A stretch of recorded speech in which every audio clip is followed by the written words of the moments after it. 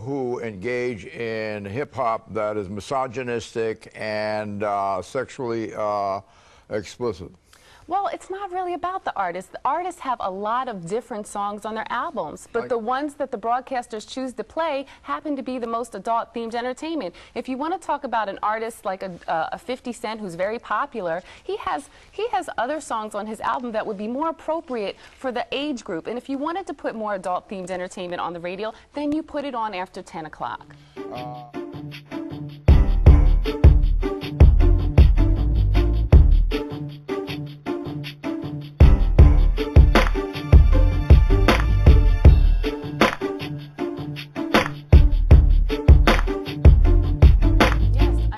What people want to hear, adult-themed entertainment, it should be on after 10, but the purpose here is to focus and protect children. We're coming up to a short bio of yourself and what you've accomplished in your young life, but you're also pictured there with Michael Powell, who's done the show and is a friend of mine. Now, Michael Powell is standing with you, and he supports what you're doing, but he didn't do anything when he was head of the FCC, did he? He sure didn't. He sure didn't, and the reason I'm in that picture with him is that I won an award at a reception that he was honored, and so we met each other, and we have very different views on what should be done about indecency. Because I wouldn't have focused on Howard Stern. I would have focused on exactly what that law is supposed to do: protect children. And what children are being exposed to. I don't know many 7-year-olds are like, oh God, I got to listen to Howard Stern for the next 4 hours this morning, you know. What's the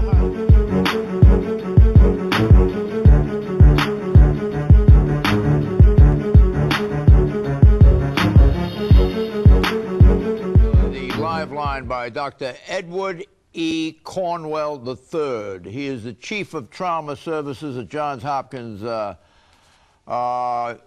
in Baltimore. The trauma surgeon, Dr. Cornwell, has developed a violence prevention project called Hype versus Reality. Welcome, Dr. Cornwell. How are you impressed by the remarks of Lisa here on the program regarding hip-hop music and its sexually explicit, misogynistic character?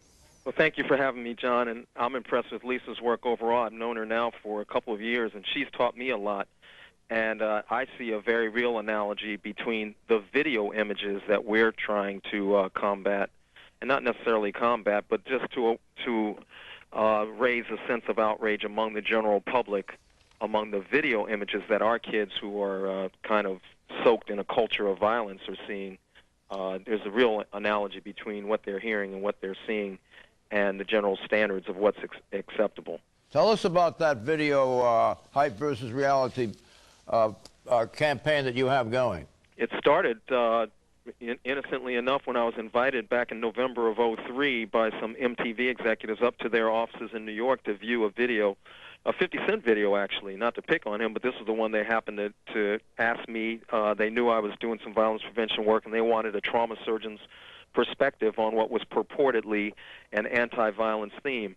And I looked and I saw this video which had portrayed the so-called thug life, a guy standing over another guy emptying his gun. Next few images were the women around him, the bling-bling, as the kids would say, the jewelry, the champagne flowing, and it put a very glamorous slant on what I would call a culture of violence. And I told those executives that day, about 20 of them, 18 of them white and Asian, 18 of them women, but not to play the race card. Black entertainment television has the same images that are just as bad. I told them that it was offensive to me as a trauma surgeon, as a father, and as a black man in America. Was it misogynistic? If the NAACP saw images of Step and Fetch It, saying, "Yowza balls," they'd be up in arms. But these images, which probably most whites and many, many blacks use that the depiction of the black male seems to be far more damaging. And so when I see our kids coming into the trauma center, 15, 16, 17-year-old shot, it became clear to me that doing what we usually do, write a paper, present it at our surgical society, a trauma symposium, publish it in our surgical journals, we're speaking to dozens or maybe a few hundred people over the course of 10 months, while the popular culture reaches millions of kids every week. So you see this is quite pernicious, do you not? And you're talking video here. Our guest here is talking radio, and of course radio can cast its own spell too.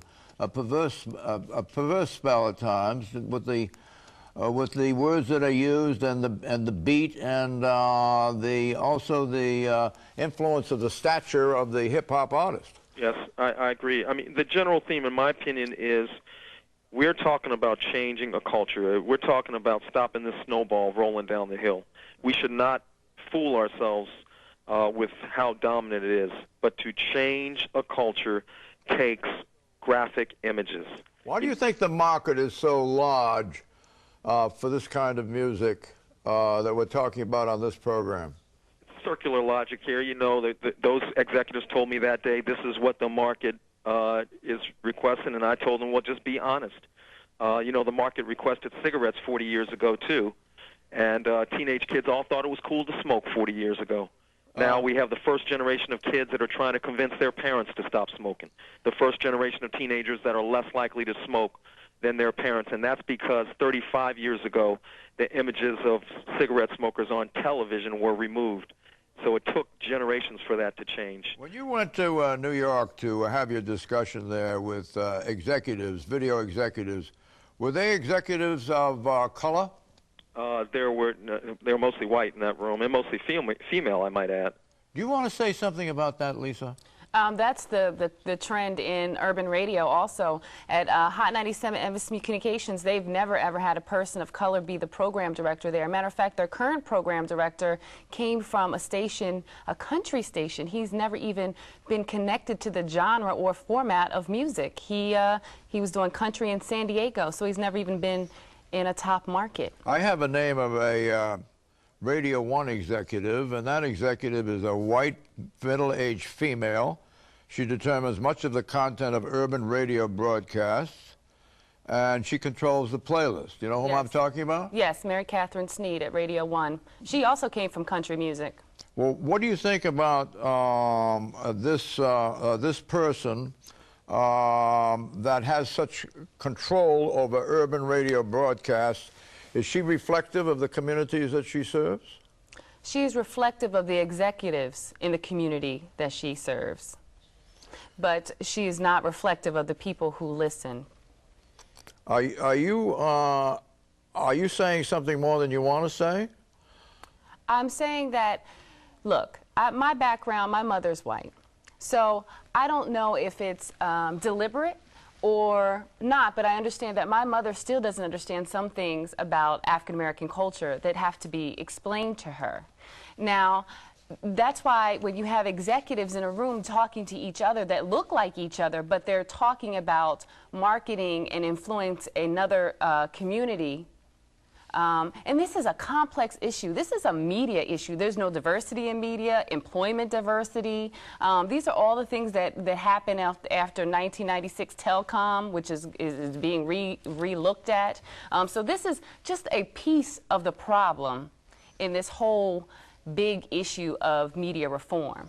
Well, you know, you're saying that white entertainment industry executives must have negative stereotypes about what African-American youth and Latino youth want to hear, and that they are playing a kind of audio pornography that is pernicious to blacks and Latinos. I say that they have a perception. Maybe it's a stereotype. I mean, like I said during the break, if I was someone who didn't know any black people, and my whole introduction to them was because I watched MTV videos, Cops, and the nightly news, I'm not so sure I'd have a really great opinion of black people, and I'd probably have a stereotype of thinking what they would like to hear. Oh, they glorify these thugs. Black people in America are more educated, more wealthy than they've ever been, And we are getting this kind of low life type of genre pushed at us in every realm. I mean, from movies. I mean, God, if we're not dancing, we're pimping.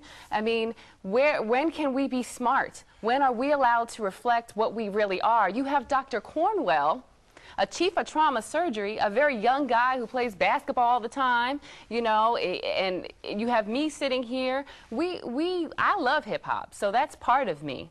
But I know that being this lower underclass isn't all that's to it. Do you share the views of Lisa in this regard, Dr. Cornwell? Yeah, I'd go one step further, though. I'd say black entertainment television is just as bad. But they're owned by the same people, by MTV now. Right, right. That's Yeah. it. But, Oh, they are. Yeah, they're owned by That's Viacom. right. yeah, they are now. But when they first started, it was Robert Johnson's out of it now. He's owning a basketball team, of course. Well, we're beyond commerce here, are we not? Yeah, but so there's.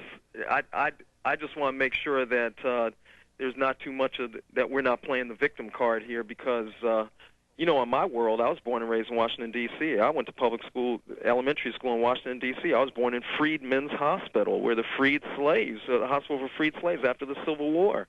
I taught and went to Howard University. I mean, my experience that I see is totally different from what's being portrayed. And as one of my colleagues said, who also went to Howard University College of Medicine, when he trained at the University of Pittsburgh, and his colleagues at the end of his residency training made some, without malice, but they just made some insensitive comments. He said, you know, I have to tell you guys, before I came here, I never met a white physician.